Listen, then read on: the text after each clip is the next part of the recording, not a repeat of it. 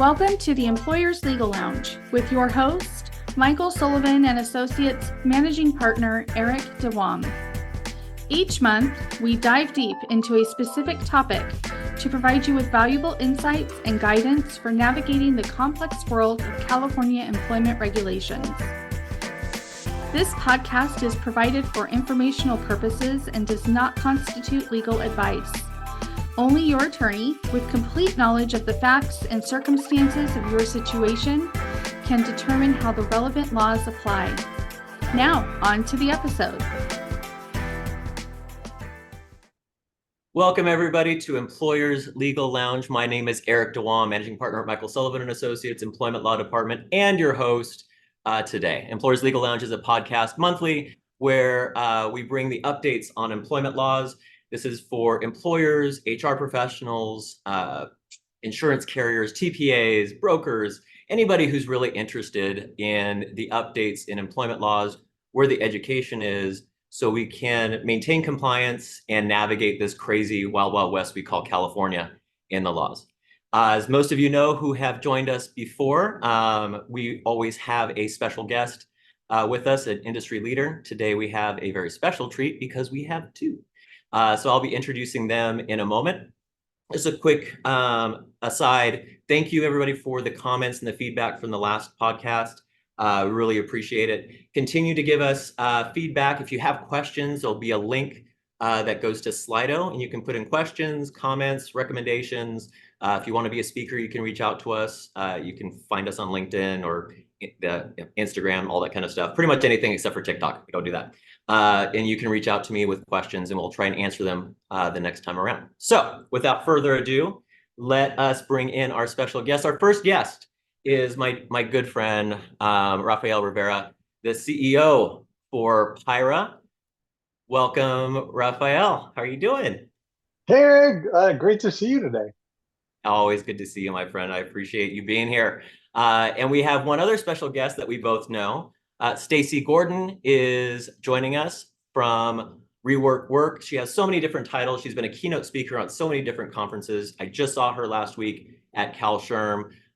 She's also CEO and workplace culture consultant. I think I got that right, Stacey, at Rework. Thank you so much for being here, Stacey. Welcome. Thank you for the invite, and it's good to see you again. It's good to see you too. It's just been a few days, but good to see you. We had a great time at CAHR last week, and we have an upcoming conference next month that, gosh, what is that one about? PIHRA, that's what it is. PIHRA, May 20th to 22nd, with Rafael and all his fabulous crew. We'll be there. We're all going to be there. You're going to be there. Stacey's going to be there. I'm going to be hosting. So it's going to be a fun time. It will be a blast, no doubt. It always is. And both Stacey and I are speaking at the event on different but overlapping topics. We'll get to that a little bit later. But as I always promise, I like to try and bring in updates on recent trends in employment laws. As most of you listening out there, you deal in an industry where we're trying to stay compliant and ahead of it, especially if you're an employer. We are not for lack of new laws that come out every month. This is no exception. One of the most important, and I usually talk about the Private Attorney General Act a lot, if you've listened before.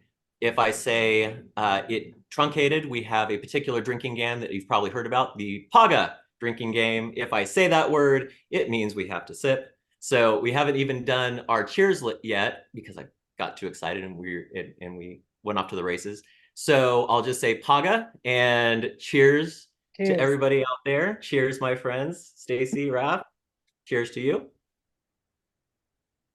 Okay, with that, you might need a drink anyway. So the first case is, it's a case called Huerta, and it came from the California Supreme Court, which, as we all know, they always give us such great cases that are employer-friendly all the time. This is no exception. Huerta is really about, and it's a really important area because I'm finding many of my cases, especially my class cases, my Private Attorney General Act cases, in void wage and hour, right? And with wage and hour, one of the big issues is what constitutes hours worked. What is on the clock? What is off the clock? And there's been a lot of different cases in past years of what tries to define that. When they get on, when they get in the parking lot, should they be being paid? Before they, swipe their badge, should they be being paid? When they go past the security gate, should they be being paid? Are those what we consider hours worked? So this gave us some answers. It also was very case specific. So there's whatever we talk about here, make sure you talk to your employment law professional before you make any changes or institute new changes. But the key about WERTA is, and this is the basic background of the case, it's a construction case. Anything under construction, mining, those types of things fall under what we call wage hour 16. But the overarching themes are global for all hours worked. In the WERTA case, employees had to come in, they go to a security gate, they usually are in a line of cars out front, and as they go through, they swipe their badge with the security guard, and then they go on about a 15-minute drive to the location. And there's a preserve in between the security gate and the parking lot.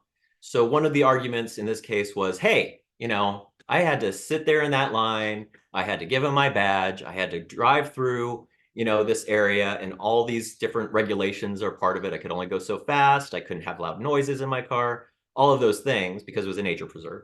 So you, what we call, suffered or permitted me to work, right? You're constraining my freedom, so I should be paid. The other part of that is when we leave, you do a security check again. You check the car for anything that we might be taking. So everybody's in a line to leave, and they're checking the car, trunk, all that kind of stuff. Because I am stuck in that line, I am being also suffered or permitted to work, so I should be paid for that. What WERTA said are a few different things. Starting with the security gate at the front. The WERTA quote, the Supreme Court said, hey, this is really just incidental to you going past the gate. It's not what we call employer mandated travel, where you had to do something special at that location other than just giving your badge and driving on. It would be different if you had to pick up tools and take them to a different place, and that was your first stop. That was their first stop of the day, and you had to take those tools or take those work orders, whatever it might be, to another location. But here you're just swiping your badge. So, and even when you're driving those 15 minutes, it's not enough to be considered hours worked as you're driving down. Good result for us on that, surprising. But there's more. As they leave, they say, hey, and there's a case called Apple where they said security bag checks were compensable hours worked. Hey, when you're stopped and you're standing in line, you're trying to leave, even if you're in a car, you can't get out of there until, and this is for the employer's benefit to make sure you're not taking anything, that is you're being suffered or permitted to work in that case. And that time you spend in that line is compensable time. So that went back to the trial court, and now the employer is likely going to have to pay for that time. So the big message here is taking a look at, and everybody has their employee handbooks, of course, that we don't permit, off the clock work. And everybody signs that, and goes on their way. That's not enough. We have to really get into our policies, get into our practices.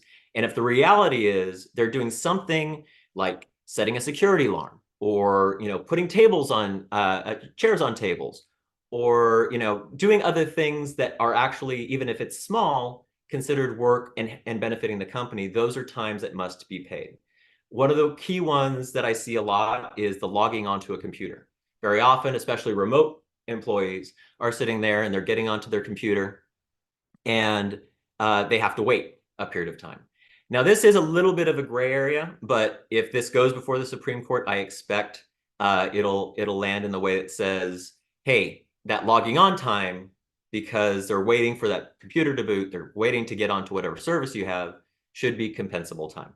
So take a look at your practices, talk with your employment lawyer, see what makes the most sense, because when you're on the other side of these lawsuits, they're incredibly expensive at the end of the day. And like I've invited Stacey and Raf to heckle me anytime or ask me questions. Maybe the hours worked and entertain you. I wouldn't be surprised. It's pretty dry stuff, but really important for employers to know out there, a really important case to keep in mind. The other actually, what I was thinking is, and I know we're not giving like broad advice here. Correct. No advice. But look, if you got a computer that's like, 3 years old, it might take a few minutes for that to boot. Should I just compensate, my hourly employees for, like 15 minutes just to, be on the safe side, uber safe side? Yeah, so this is what is the conservative, uber safe way to go. And everybody's moving to app-based time clocks, like the ADPs, the paychecks, all of those out there there's apps available. And as opposed to trying to add a few minutes in the front end or something like that, that's a little bit messy. The best way to do it is use the app-based time. So whatever policy you have says, hey, when you get on, you're about to log on, get onto your app, and you're working. And while you're waiting, those 2 minutes, those 3 minutes, those 4 minutes are being calculated into hours. Also, remember when you're doing that it can also affect, if you're trying to tack on time as opposed to the app-based, that can affect the time when we're supposed to take our meal breaks. So make sure you're watching that as well. So I like the app-based. Most all of my clients have moved to app-based. Most employers do. And I find that most of our the services we have to do our wage statements, that type of stuff, also offer that app. If you use an app, though, make sure that you're paying the monthly reimbursement for cell phones, because remember, they're using a cell phone. And I think it's a good way to go anyway, because what I find when I'm in these lawsuits is even they say, oh, they don't need to use their cell phone. And then I get in discovery a list of text messages from the employer or the supervisor to the employee, and they're using their cell phone on all the time. And that triggers potentially the right to reimburse. Sorry, Eric, now this you asked sounds me a like question, I keep on a going. home remodeling project where it's like, okay, you address that login time by moving to the cell phone, which almost everyone has nowadays. But then you just talked about, I got to compensate for the technology. So, can I just make a like a token contribution, like just put it in their paycheck every 2 weeks or whatever the frequency is. Like, look, I'm going to give you X dollar amount. It's not going to cover 100%. It's just going to be to cover like the incidental usage to facilitate their ability to use the app. 100% accurate. You don't need to pay the full phone bill. That would be silly. Although we're in California, it wouldn't terribly surprise me, but that's what the law is currently. It's under 2802. All you have to do is pay a reasonable portion of their plan. Now, what employers do, as opposed to saying, hey, send me an itemized receipt or something like that, they just do $20, $25 a month, whatever it might be, automatically goes onto their paycheck. It's line item, because you should always have it line item on the wage statement, and says cell phone reimbursement. You're covered. And now all those text messages, as long as they are during working hours, if they're hourly employees, you're safe on the reimbursement part, at least for the cell phone. Yep. Just along those lines, before I get to SB 553, because that's a really good question, Raf, is on reimbursements, remember, especially with remote employees, we also have to pay a portion of a reasonable part of their their Wi-Fi, their internet, things that are business necessities. Even if they would use it anyway, we have to contribute to that. And sometimes that's like $15, $20. So make sure you're thinking about all the other things that these employees use, especially at home, paper, their laptops, all that kind of stuff. Make sure you're keeping in mind of what is the reasonable business necessity that maybe you need to contribute to. Now, I heard you say itemize the cell phone. Could you just bundle everything under technology? Like, hey, yeah, you don't need. Here's $25 or $50 for technology. I don't really care how you allocate it. It's it's to recognize that the employee is paying for some of these services out of their own pocket that are also benefiting the employer. Yeah. So your question is generally, hey, we have cell phone and we have Wi-Fi and all that stuff. Can we bundle into one line item? You can, but I think the safer way, because when I get into this, is like, oh, is that really for the cell phone? Is that, what part's for the Wi-Fi? And they start to parse it out. I think it's probably better for those, at least those two items, the Wi-Fi and the cell phone, is to line item them separately. I like those separate if possible, because I can't think of other technology issues typically for most employers other than those two main technology issues that you'd want to do. But can you lump it into one line item? Yes, there's no law that prevents that. It just makes it a little bit neater if you parse it out a little bit. I'm taking notes because I gotta change. I gotta change my one technology line item for like, okay, now Eric said cell phone. Okay, maybe like Wi-Fi or I know, I'm like, wait, this sounded like legal advice. But it is not legal advice. It is not legal advice. I'm You will like, hear it at the end of sounds this good to me. I podcast. may choose to do it. Somebody else may choose to do it as well. You should consult, your own attorney. And if you don't have one, find one and get them on retainer. Yeah, or call us. We're happy to do it. But I try and be careful out there because people have their own employment lawyers and their firms, and I don't like to step on people's toes. This is, where I typically stand, where I work with clients. And if you have a different idea or thought, that's entirely fine. But that's what you're going to get from me, from what I've been seeing in the world. All right. So SB 553, and great questions, by the way.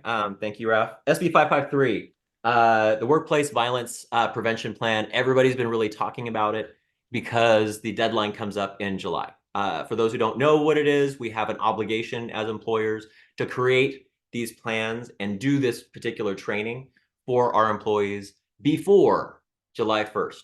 And so you need to start working on that now. Now, there's a lot of different moving parts to this. So PIHRA had me do a webinar about 2 weeks ago, just specifically on this law. And fortunately, right before I did the webinar, CAHRA came out with a bunch of templates and good FAQs and guidance, which are part of the webinar as well. That webinar, as I understand it, is at PIHRA.org, and it's on demand, so you can watch it anytime.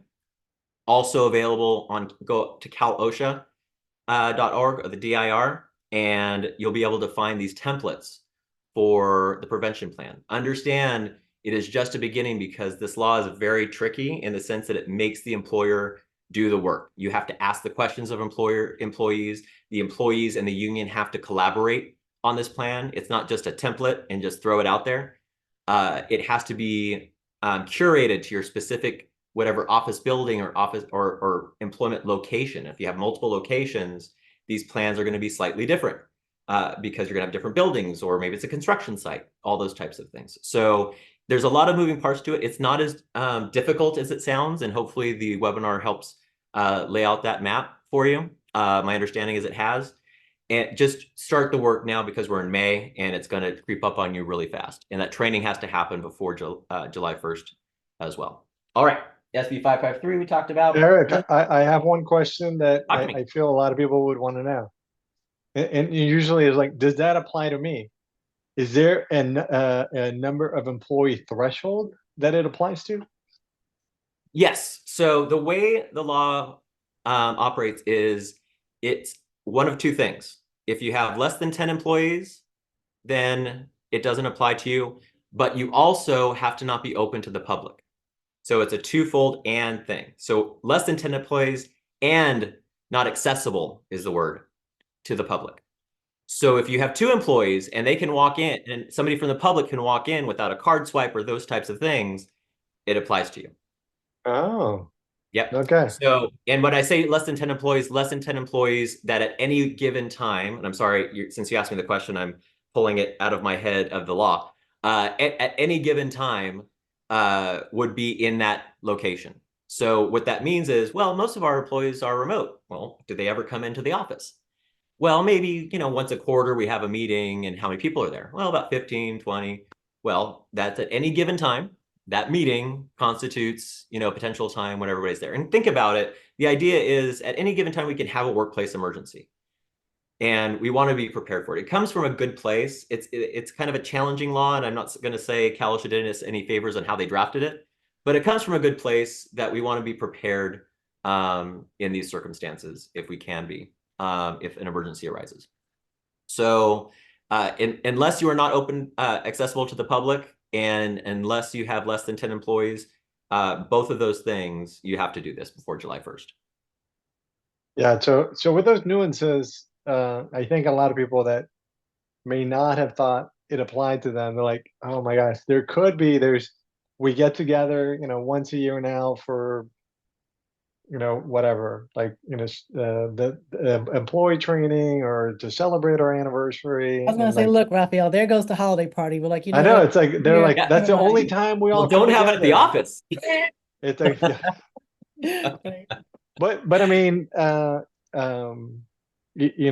office, can now be potentially defined, maybe here in California, to be now many more places because I'm gonna say I'm not an attorney, so let's look at Eric Yeah. over here.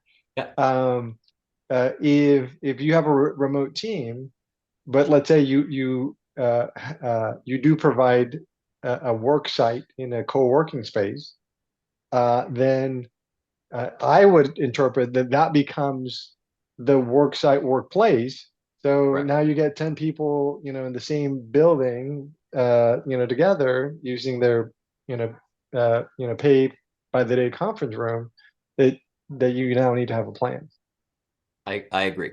And the best way, if you feel you're on the fence, you're not really sure, the best way is just implement this plan. Hopefully you never have to use it, but just to be compliant.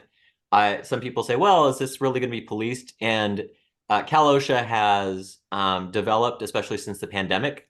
As we know, a lot of laws came from CalOSHA then that, may or may not have been clear or not, mostly not. That's why we did so many webinars during COVID. But they have the budget to do these things and police them, and they have been with the other laws. So I expect they will here, especially if there's an alert by an employee that says we don't have a workplace prevention plan, and then there you go. So I would do it even if you feel like you're on the fence in that and situation, 10 employees and not accessible to the public. I would still err on the side of caution. All right. So SB 553, the Pregnant Workers Fairness Act. Now, I'm not going to really get into it, but I do want everybody, I'm probably going to speak more about it at an upcoming podcast. I just want everybody to know that the EEOC has put out their final rule, which came out on the 19th, I believe.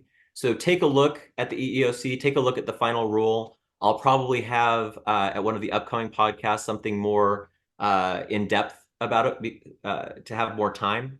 But one of the things to be careful about, everybody, and we usually say, hey, if you're following California law, you're probably good with federal law, right? California is the most restrictive law in the land. So if you're doing that right, you're probably good everywhere else.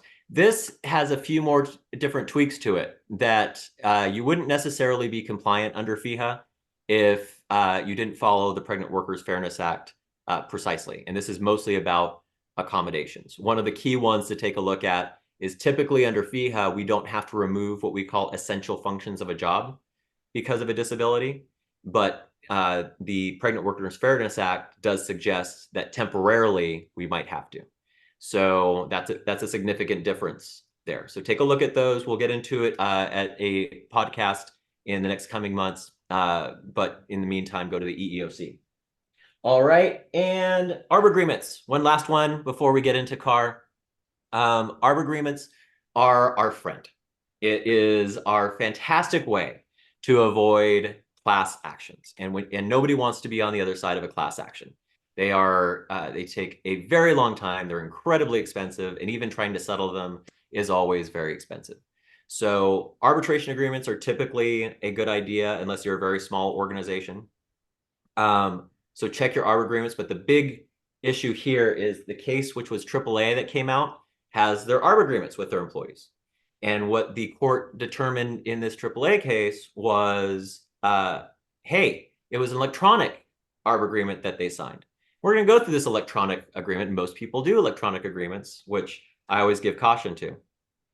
And this signature page is on a different page than the actual ARB agreement. We think that's unconscionable. We also think that there was no accessibility to look at this in a paper format. It was just on a phone that they could do it. They had no other options, and they couldn't go in and ask for a paper version of it. So they're just going through their phone and they're clicking, and it was a condensed small font. They also complained about the 8.5 font. So this is my big message here. These arbitration agreements are being pulled apart all the time.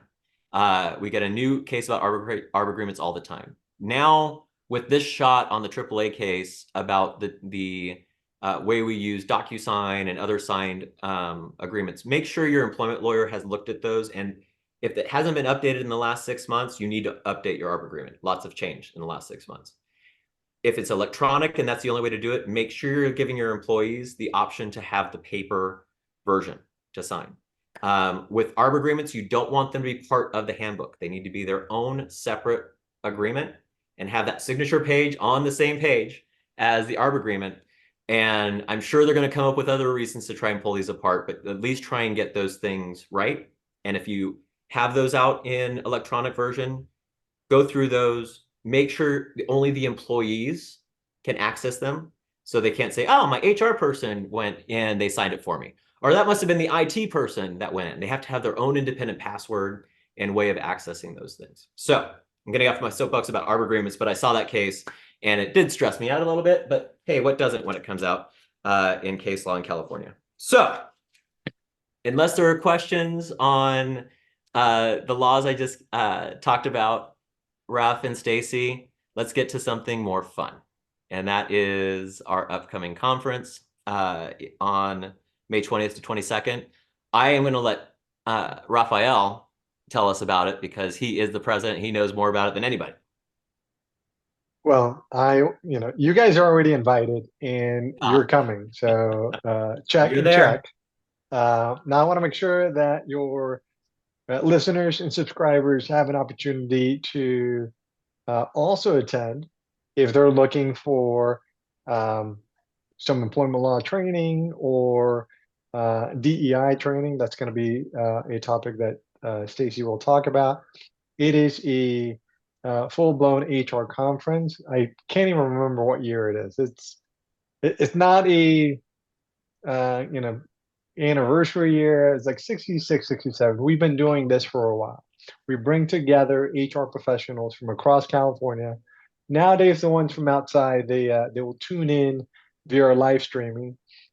Attendees have an ability to get about 28 hours of credit that will also be available on demand because no one can consume that many hours in one sitting. And we also have some live offerings that will only be available for those that are participating in person, whether that is bite-sized learning opportunities in our spotlight stage through hands-on workshops or with one-on-one coaching. We'll bring together, I think we're expecting 1,400 HR professionals to participate. Typically, our audience is HR managers, HR directors. So if you want to connect with peers from other industries that happen to be in Southern California, predominantly, if you're a PIHRA member, there's going to be a lot of engagement by our 18 professional chapters, and you'll have an opportunity to connect with them in person. And there's going to be a special surprise that we'll mention at the end of the podcast. I don't even know it. I don't even know what the surprise is. I like it. I like a surprise. Or do I know it? You know it. Like you I do? so we talked about it beforehand. Oh, that thing. Oh, yeah, got that it. thing. Okay, that I know thing. that one. It's That you thing. got to Okay, stick it is a around surprise. because you'll want to hear this. Okay.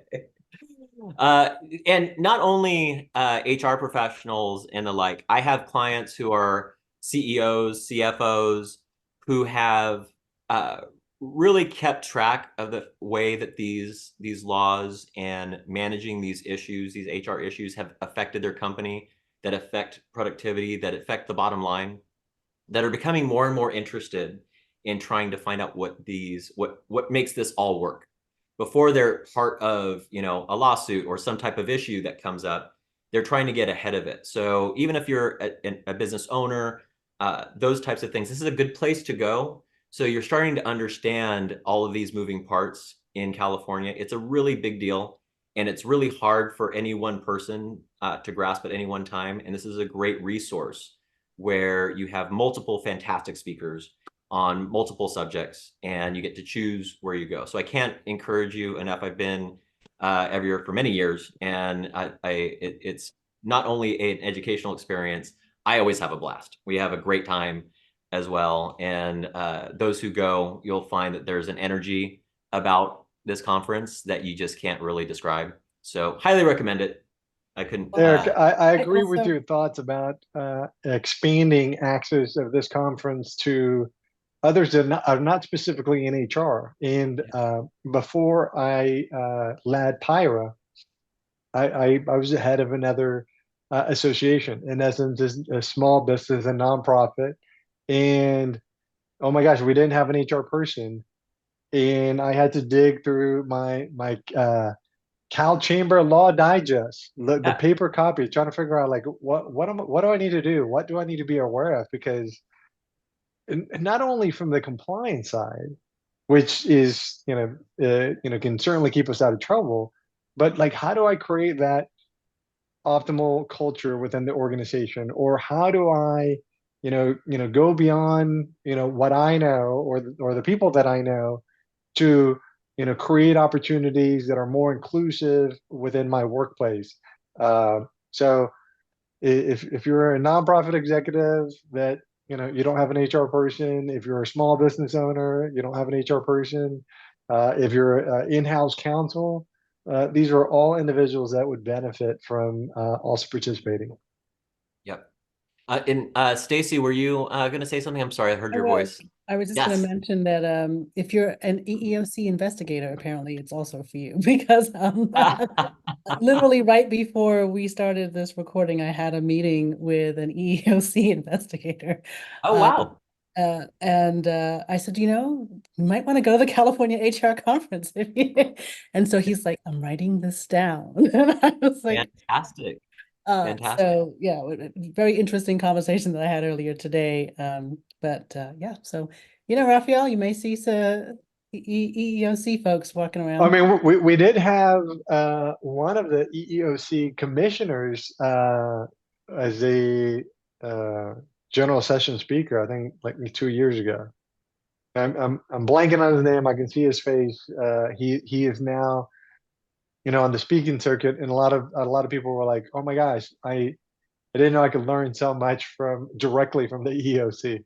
Yeah. Well, that's what I told him. I said, people don't know, like you're reaching out to me, asking me, how can you connect with people who need their information? I was like, you need to go out where the people are, right? So Yeah. Great advice. And I think that's too little done. And for those who don't know, EEOC is the Equal Employment Opportunity Commission. They put out a lot of these laws from the federal component of it. And like the Pregnant Workers Fairness Act, that's EEOC, that's federal level. The CRD is the Civil Rights Department, which is our California version of that. And I don't like people to be afraid of those organizations because I work with them quite a bit when there's a complaint issued. We all have the same goal to, one, take care of our employees, but also and be compliant. But also, when those, less than accurate complaints are filed or don't meet the law, they want to work with you also to find out what that is and investigate it. So I don't like people approaching like, oh, they're against me, right away. That's not the case. And if we can get to a place like Stacey suggested, hey, come to these conferences where these people are, and you can talk with them, you can see what their issues are and how they struggle with this, as opposed to just talking with employees. I think that's a really great idea. I hope they do it more. So we have Stacey, who is the guru of all things diversity, equity, and inclusion. And I'm so grateful you're here. We're both speaking, but I want to start with you because one, everybody's really tired of my voice anyway, and would rather hear from you. And I just want to hear a little bit about what you're going to present, and if you have any, ideas or teasers or tricks that we can take home, tools to help us to maintain a more diverse employment situation. So anything you can give us, I would love it. Yeah, so I am excited to be speaking at the California HR Conference. I'm going to be talking about the DEI tool that is the solution to HR's problems. And I know that sounds like, oh, it's a pretty lofty claim that we're making there. But when we think about just the concepts of DEI, we understand that it is on the defensive right now. There are a lot of legal challenges. We're also dealing with a lot of ignorance of the concepts. And so my session is going to be just talking through some of that, like, why do we need these tools? What is it that we are, what is going to be effective? Because I think we've done a lot of work that has not been effective if we are being real with ourselves, and we have to figure out why. I think when we talk about DEI, there is a belief that because it hasn't been effective means we shouldn't be doing it. And it's like, no, because it hasn't been effective because we're doing it wrong. That's a little bit different, right? We need to be thinking about what is the actual thing we're trying to solve for and what is the solution to that, rather than thinking that the process or that the end result isn't necessary, because it definitely is. So I am looking forward to bringing, as you said, Eric, some of my expertise from around the topics of unconscious bias and inclusive workplaces and skills-based recruitment, right? All of those things matter in the workplace, and those are all tools that HR is struggling with right now. And so part of that is, how do we start to have these conversations about the challenges that we're having? And we really want to start opening up more conversations about that. So it's a little teaser. One of the things that I'm encouraging people to do is participate in our 100K Conversations Challenge. If you go to 100kconversations.com, you actually can commit to a conversation. And again, I had a busy day today. I was talking to somebody else today about just this idea that we're going through a time of literal censure. There's censorship happening. It's like, you can't talk about this thing. You can't say this thing. You can't educate individuals on actual facts of history. Apparently that's a problem right now. It's like, what? We are going through these times, and we have to think about the fact that when we're in a place where we are censoring information, we should be looking at that as a major problem. Because the way that we learn, the way that we evolve is by conversation, right? We talk, we dialogue, we connect, we collaborate, we learn, and we come up with new ideas. When you censor that and you cannot have conversations anymore about specific topics, we cut off our ability to grow and to be able to actually come up with creative solutions to our problems. So Stacey, I am interested.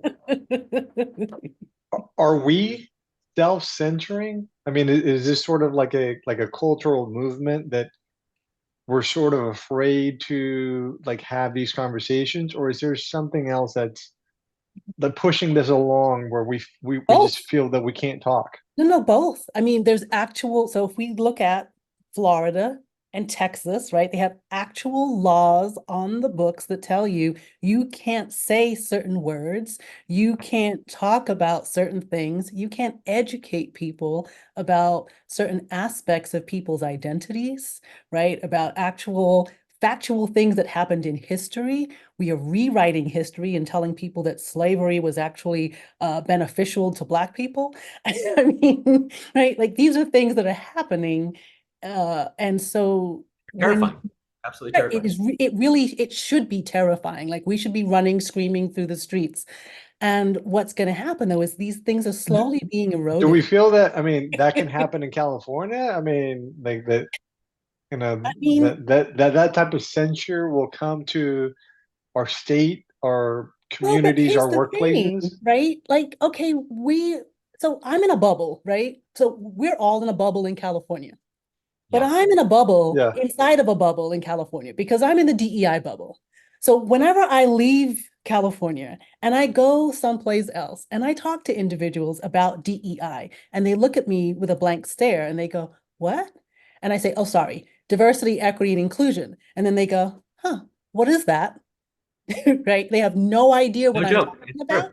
Yeah. It's true. That reminds me that I'm in a bubble here and that there are vast numbers of people, as much as we talk about diversity fatigue, who have never heard about diversity, don't know what it is, have no understanding of what it is, and their only concept of anything around race has to do with, the 2020 murder of George Floyd and what they see on Fox News. Right. And I agree. And it becomes especially a problem when you not only have a California presence, a lot of my clients have multiple state presence. Right. And I think what you're referring to, Rafael, is correct. The last place it will probably happen would be in California. It's no joke and it's no secret that I complain about the California laws all the time because they're, so hard on small businesses and those types of things. But on the flip side, there's some wonderful aspects to it because we do have a safer space for races and people of of different backgrounds than most states do, and that's fantastic. So when I'm advising, I'm not only advising California, I'm advising other states that fall into these categories that Stacey's talking about, and they have to figure out, do we make this global? Do we make this local? And the censuring you're talking about does happen, and it happens not only just because of the law, but it also happens that I'm seeing on the ground is people are afraid to have conversations on both sides. One from the employee side, oh, I don't want to, raise a ruckus. I don't want to, get into that. I might get in trouble, those types of things. From the employer side, hey, if I say the wrong word, it's going to be dissected and my good intention might be taken wrong. So everybody's afraid to speak in these situations in reality. And what I try and encourage is, hey, some of my clients, they have, when they have vendors and those types of things, they require a certain level of diversity and inclusion on the books. So they work at that. For those who don't, I say, hey, your productivity is going to be better. Your team's going to be better. You're going to, have such a better culture if you work on this. But it's also hard to have that conversation like, well, what if I say the wrong word? What if I do the wrong, and I don't know it? And, it gets turned on me. So There's that. I I think there's also the idea, though, that implications. Yeah. Go ahead, Stacey. Yeah, I think there's also the issue to a very real issue of just managing across the country, right? And forget the globe for a minute. But if you're in HR and you have to deal with California and Texas and Utah and Tennessee, right? What we then tend to do is we go to the least common denominator, right? It's like, well, what's the most restrictive? What's going to be the easiest? And so it's like, oh, I can't say these things in this state, then we're just not going to say them at all. Right, across the board. Right. That makes it easier for me, and I don't have to worry about dealing with the differences between the different states. And then what happens if I have somebody in the state and then they go to that state, right? So there's also that is happening. And so my advice, right, and I'm not an attorney, so I do give advice, and I will give it whenever I feel like it. I like it. It's just this idea that there has to be, at some point, we have to understand that there are values at play. And so I'm not expecting anyone to flout the laws, right? It's like, I get it. There's certain laws that you have to deal with, but there's also places where we have to start to push back, because if we don't do that and we just continue to be steamrolled over, we're going to end up in a situation where we are doing things that might be legal, but we know are morally wrong. Correct. And Correct. now we're in the reverse, right, of the way that laws are supposed to work. So yeah, there are aspects of that we're going to have to actually do some hard work and do some challenging and learn, like, how do we work within the letter of the law, but still make sure our values shine through. Yeah, I couldn't agree more. And I mean, we could talk about this forever because it's so important. And there's not always, one clear answer. There's strategies that you put in. One of the things that if you have one, Stacey, for those who are listening, if they're like, hey, I really want to, do better in this area, is there a particular tool I can take to my boss or, the CEO, whoever it is, that we can implement that can get us to that next step or make us a little bit better? Do you have maybe a tip or an idea for that? It's a little bit past a tip, right? And this is going to be a plug, but I think you know, Rafael and I, we did a session.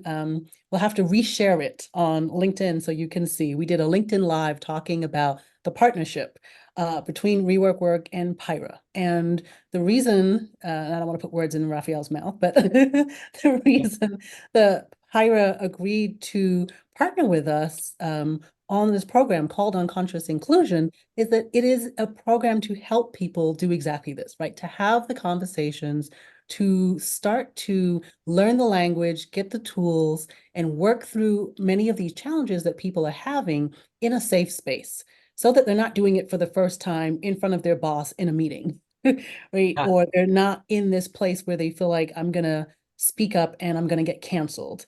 They actually start to be able to practice and use language, learn language, get tools that they have had the ability to utilize a few different times prior to having to kind of spring out into the workplace and all of a sudden they're expected to use. So our goal is like helping people to improve team collaboration, improve communication, reduce conflicts, and really help to create their, build relationships in teams so that when miscommunications do happen, so that when we do say the wrong thing, because we're all going to say the wrong thing, it's not this awful, how dare you, I can't believe you said that. It's, oh, hey, Eric, you might have made a mistake. Right? How can I help you get Here's past how, here's how you could say it better next time. And yeah, Right. absolutely, a safe space where we can do or that. or provide context. It's like, hey, this is what that means to me. Yeah. you know what did you mean by that? I mean, just it does come down to being able to have a conversation, being able to um, be receptive to learning that you don't know everything. Right now, whether we're multi-state or international, like employers, we're working with coworkers from different cultures, different generations. There's bound to be a number of misunderstandings, and a key component in discussing why partnering with Rework is how do we get out of our own way to give us an opportunity to be able to connect with the other individual, whether it's a peer, whether it's a supervisor, whether it's a direct report, and be able to be productive and be able to get past uh, trigger words or hurt feelings, and move the relationship along, which should benefit the business for those that only care about DE&I from a what is like, how am I going to make my money back or greater by spending time and resources with these initiatives. I think those are wise words. And one of the things I think you said that that rings as well is be aware, be wise enough to know what you don't know. Be receptive. I don't care if, you're a CEO of a multi-million-dollar or billion-dollar company.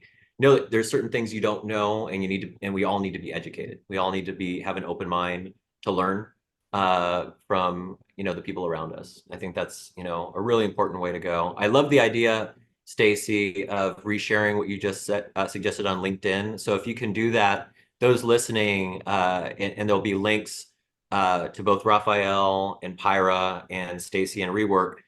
Take a look at that conversation Rafael and Stacey had. I think that would be a great way to start as well. If you don't mind doing that, Stacey. Absolutely. And because I think that sounds like a fabulous way if you have more, if you have time to do that. And we'll make I'll those definitely resources. send you the links as well, because maybe you can include them in the show notes and make it easy for folks so they can. We will do that. That's a great way to thank you for the idea. We'll do that. So Stacey, when are we going to see you live? You are gonna. Tuesday, Wednesday? What's It your is schedule? Tuesday at, is it 11:45? Hold on, did I get the right time? I think it's 1:30. I believe it's I know it's Tuesday for sure. And I Okay, think it's so 1:30. you and Eric are both speaking on Tuesday. So if your fans can only go one day, you get both Eric and Stacey on the same day. So Eric, I believe your session is 11:30, or is it 11:30. Okay, Yep. 11:30. Yep. So Stacey, if you have an afternoon session, then you're probably at 2 o'clock. Yep. Okay. So that's great. That's a good point. We're there the same day. I'm just going to give a little brief snippet about what I'm going to be speaking at because we want to make sure we're good on time for our listeners. I try and keep it around 45 minutes. But just as a nutshell, I will not be alone speaking at PIHRA. I never am because I have my co-pilot Tara Fournier, the CEO, the PIHRA president, who speaks with me, my co-pilot. So we will be doing one of our building airplanes presentations. This one's going to be on the very current subject of artificial intelligence and HR, which is a fast-moving pace issue. And those who are not yet on board with how to use AI, things like, and not necessarily ChatGPT, but things like ChatGPT, that is a reality in our workplaces. If you don't know it and you're not already approving it, your employees are using it. Everybody's using it. Attorneys using it. HR is using it.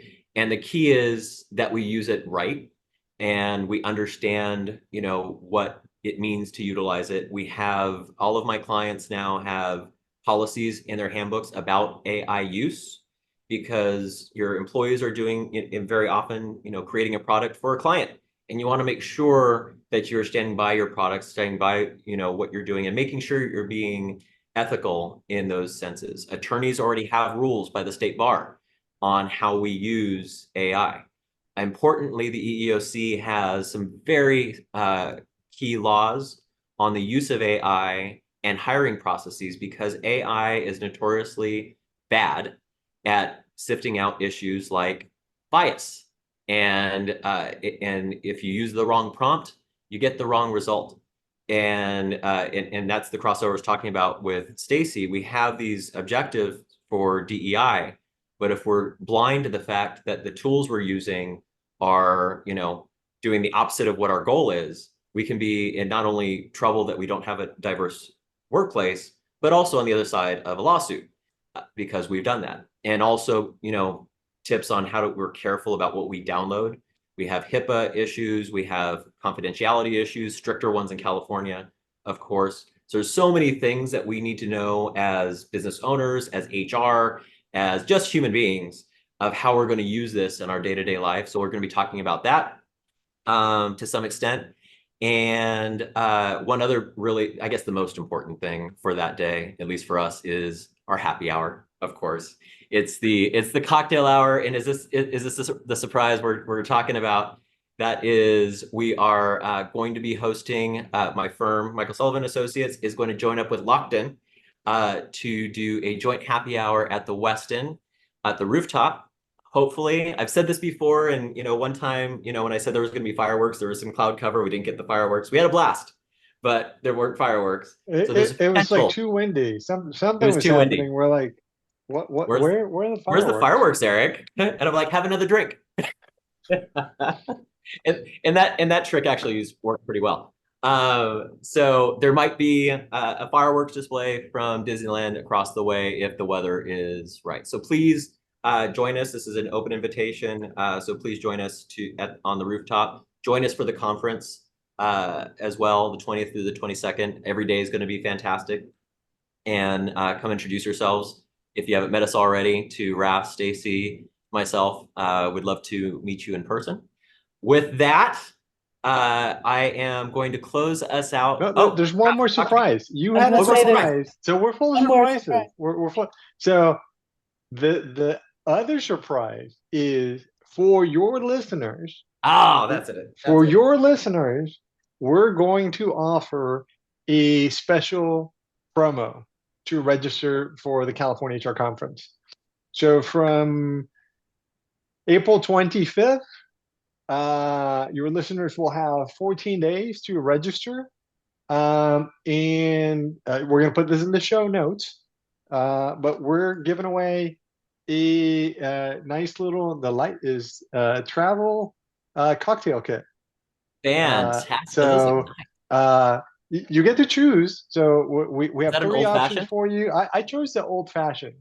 I think you and Stacey had the champagne cocktail. Champagne cocktail. Yeah. And then we have, the margarita. So It's just a neat little thing to give us a wonderful experience at home, on the plane, at a campsite, at the workplace without alcohol. I mean, not the You same thing, can't do but it on the plane. Remember, you cannot bring outside alcohol onto it. this is not alcohol. This just enhances. You're creating Yeah. your own beverage, so you can buy. The plane provides the alcohol. You get the You can buy the mix it. spirit on the plane, or if you have status, you'll get the spirit for free, and then you can like supersize it and make your neighbors feel jealous that they don't have the cool cocktail kit. I So love. yep, First of my life we'll give you without a the cocktail promo kit. code so that you can register, and yeah, it aligns with your session and your reception. So That is, thank you so much for doing that, Rafael. So April 25th to what was the end date? whatever 14 days is from that. Okay, we You're gonna won't do make the me look math, at it on but the calendar. Like no, I need to ask. I we'll would put it ask in the Siri. notes. I think it goes But to if the you 9th. please, So to the 9th. 25th to the 9th or 8th. Fantastic. Let's go 8th. Okay. So register then, get your well, you don't have to use a champagne cocktail, any of your cocktail kits, and get yourselves ready for CAHR on May 20th through 22nd. Lots of little cocktail options for those who like an adult beverage, and there'll be other options also. And mocktails. It's all And good. mocktails. Mocktails, Hey, you can put cocktails. those mixers in anything. So Yep. yeah, I think that's a good way to go. Well, thank you both, Stacey, Raf, for being here. I consider myself very lucky to have people like you in my circle and that I get to work around and work with. So I really do appreciate you. I appreciate you spending the time here. I appreciate all the information and the resources that you give to us. So thank you for that. And I will close it with a cheers to everybody listening. Cheers to you, Raf and Stacey, for being here. I look forward to seeing you in a few weeks. There it is. And for all the other information we talked about, everybody listening, look in the notes and the posts. They will be there. Cheers to you all. Take care. All righty. Cheers. Bye-bye. Thanks for listening to the Employers Legal Lounge podcast, presented by Michael Sullivan and Associates. Remember to subscribe on your favorite streaming platform so you never miss an episode. We release new content every month, ensuring you stay informed about the latest developments in California employment law. If you have any questions, topic suggestions, or would like to be a guest on our show, don't hesitate to reach out to us at msa.news/podcast. We'll see you next month with another episode of Employers Legal Lounge.